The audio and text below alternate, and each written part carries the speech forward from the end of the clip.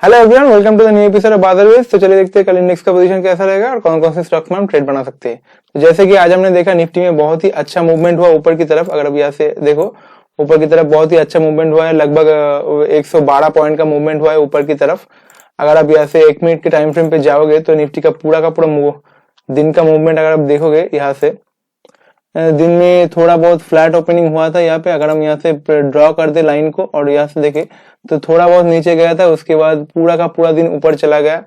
अगर हम यहाँ से और जाके पूरा का पूरा यहाँ पे टाइम वाइज करेक्शन किया तो इसका मतलब यही है कि ओवरऑल ट्रेंड ऊपर की तरफ है और बहुत ही अच्छे तरीके से काम हो रहा है ऊपर की तरफ।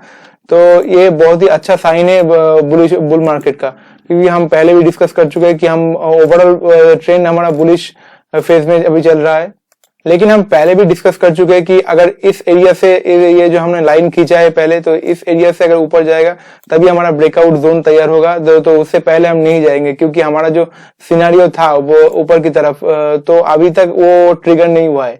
तो यहाँ से दो करेक्शन हो सकता है, यहाँ से ब्रेकआउट हो सकता है, ब्रेकआउट होने के बाद यहाँ से ऊपर से जाके नीचे आ सकता है। लगभग ऐसे सीधा नहीं आएगा लेकिन आ सकता है नीचे की तरफ और इस सपोर्ट को रेस्पेक्ट कर सकता है। लेकिन हमारा और एक सिनेरियो भी था, यहाँ से नीचे की तरफ टाइम वाइज करेक्शन करके उसके बाद ऊपर जाएगा, उसके बाद नीचे की तरफ करेक्शन कर सकता है। तो ये हमारा सिनेरियो था। लेकिन अभी जो सिनेरियो बन रहा है तो उसके हिसाब से अभी दिख रहा है कि यहाँ से ब्रेकआउट का चांसेस बहुत बढ़ चुका है। तो यहाँ से हमें ऊपर की तरफ की पोजीशन के ऊपर ही जाना है, नीचे की तरफ ज्यादा नहीं जाना है।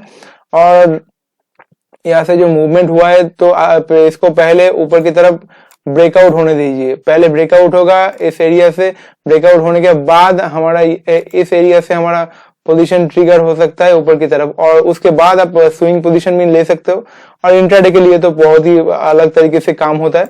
तो यहाँ से हम इंडेक्स को डिस्कस कर चुके हैं ऑलरेडी। तो अभी हम बैंक निफ्टी पे जाएंगे। बैंक निफ्टी में देखेंगे क्या क्या चल रहा है उसमें।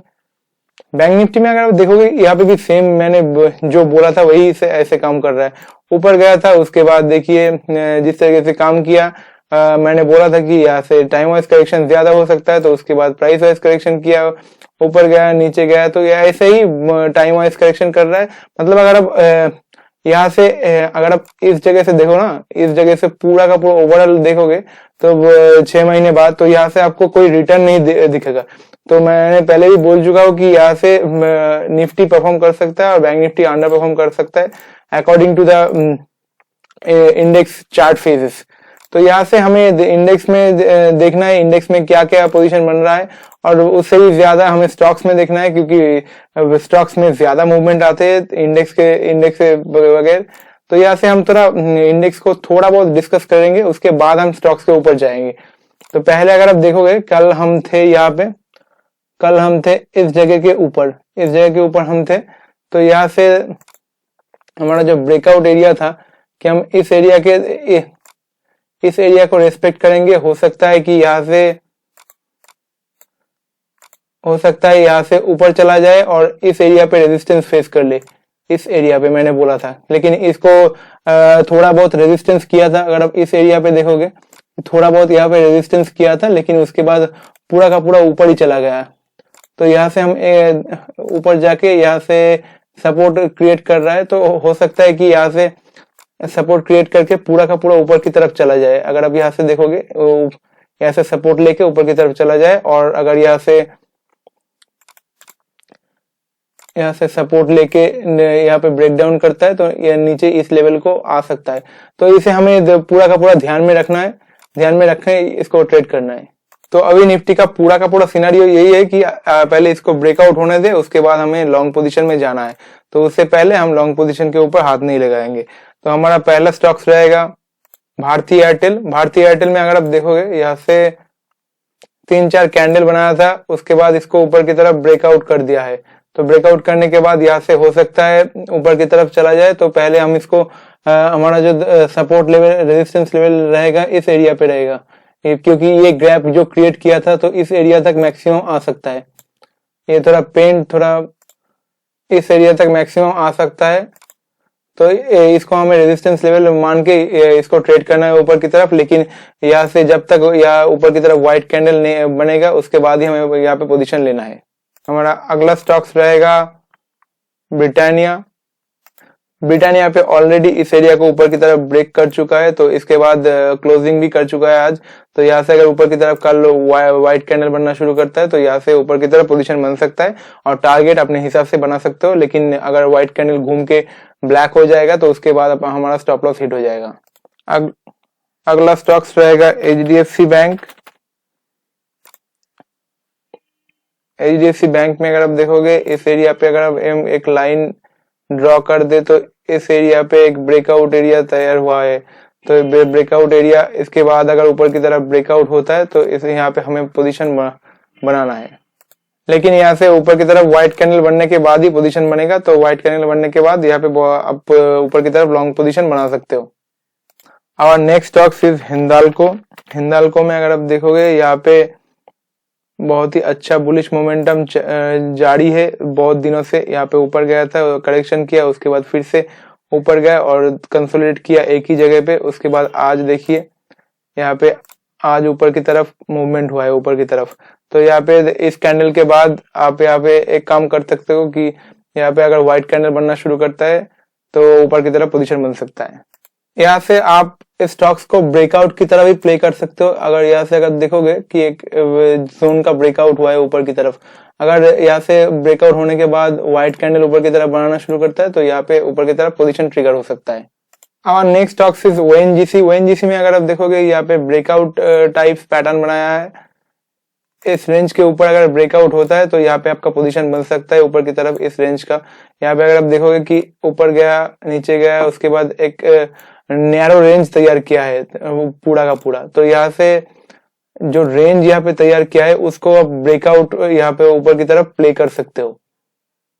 अगर यहाँ से ऊपर की तरफ ब्रेकआउट करता है व्हाइट कैंडल के साथ तो यहाँ पे ऊपर की तरफ आपका पोजीशन ट्रिगर हो सकता है और बहुत ही अच्छा ऊपर की तरफ मूवमेंट बन सकता है। और next stocks is Pidilite. Pidilite में अगर आप देखोगे कि यहाँ पे नीचे की तरफ डाउन ट्रेंड बना, उसके बाद बाउंस लेने के बाद फिर से नीचे की तरफ डाउन ट्रेंड जारी है। तो उसके बाद और फिर से एक बार बाउंस लेने की कोशिश कर रहा है इस मामले के मुताबिक। अगर आप यहाँ से देखोगे कि यहाँ पे एक बुलिश एनगल्फिंग पैटर्न तैयार हुआ है तो इसके बाद अगर यहाँ से व्हाइट कैंडल बनना शुरू करता है ऊपर की तरफ तो यहाँ पे पोजीशन बन सकता है ऊपर की तरफ। और next stocks is IPCL laboratories. IPCL laboratories में अगर आप देखोगे यहाँ पे भी एक बुलिश एनगल्फिंग पैटर्न बनाया है। यहाँ पे एक रेंज तैयार किया है ऊपर की तरफ।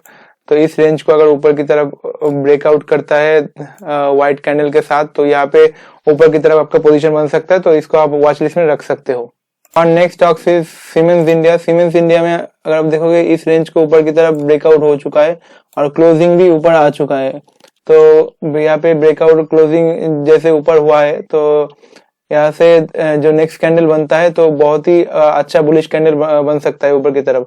लेकिन तब तक हमें नहीं लेना है जब तक यहाँ से ऊपर की तरफ व्हाइट कैंडल ना बन जाए। तो यहाँ से जब व्हाइट कैंडल बनेगा, कभी कभी ऐसा होता है कि गैप डाउन होने के बाद नीचे जाके उसके बाद फिर से ऊपर आता है। तो उस सिचुएशन में हमें इसको वॉच लिस्ट में रखना है और दिन के अंत में भी ये ऊपर की तरफ जा सकता है। तो कल इसको बहुत ही अच्छा मूवमेंट देखने को मिल सकता है। तो व्हाइट कैंडल के बाद आप इसको रडार में रख सकते हो। और अगर व्हाइट कैंडल घूम के ब्लैक हो जाए तो यहाँ पे आपका स्टॉप लॉस हिट हो जाएगा। और next stocks is Tata Motors. ये शॉर्ट पोजीशन का स्टॉक्स है। तो टाटा मोटर्स में अगर आप देखोगे इस एरिया पे ऊपर जाके यहाँ पे एक रेंज बनाया और रेंज बनाने के बाद नीचे की तरफ एक बियरिश एनगल्फिंग पैटर्न बनाया है। तो बियरिश एनगल्फिंग के बाद अगर नीचे की तरफ आना शुरू करता है, ब्लैक कैंडल बनाना शुरू करता है तो यहाँ पे नीचे की तरफ आपका पोजीशन ट्रिगर हो सकता है। तो हमारा आखिरी स्टॉक्स है आज के लिए अल्ट्राटेक सीमेंट। अल्ट्राटेक सीमेंट में अगर आप देखोगे यहाँ पे इसको आप बियरिश एनगल्फिंग भी बोल सकते हो या इसको आप हरामी भी बोल सकते हो, क्योंकि ये जो कैंडल है जो प्रीवियस कैंडल के अंदर ही है। तो इसको आप बियरिश हरामी कैंडल में बोल सकते हो। तो यहाँ से अगर ऊपर की तरफ पोजीशन बनना शुरू होता है, नीचे की तरफ ब्लैक कैंडल बनाना शुरू करता है तो यहाँ से नीचे की तरफ आपका पोजीशन बन सकता है। तो इसको भी आप वॉच लिस्ट में रख सकते हो। लेकिन पूरा का पूरा मार्केट का जो मूवमेंट है अभी ऊपर की तरफ है। तो अभी शॉर्ट पोजीशन में अगर ना जाए इंट्राडे के लिए तो वो अच्छा होगा आपके सेहत के लिए। तो आशा करता हूँ आपको आज का ये एनालिसिस अच्छा लगा होगा। तो मिलते हैं कल और एक नए वीडियो के साथ। तो तब तक के लिए thank you so much. Have a nice day.